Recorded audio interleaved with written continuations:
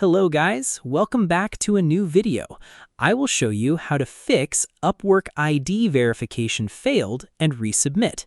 So let's get started. First, open your browser and log in to your Upwork account.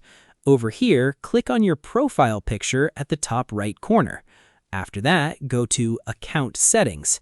Then open the My Profile section under User Settings. Over here, scroll down and find the Verify Your Identity link. Then click on Verify Your Identity link. After that, follow the on-screen instructions to start the verification process. Over here, prepare your government-issued ID like passport, driver's license, or national ID card. Then upload a clear scan or photo of your ID. After that, complete the live photo or selfie verification if required. Over here, submit your documents for review.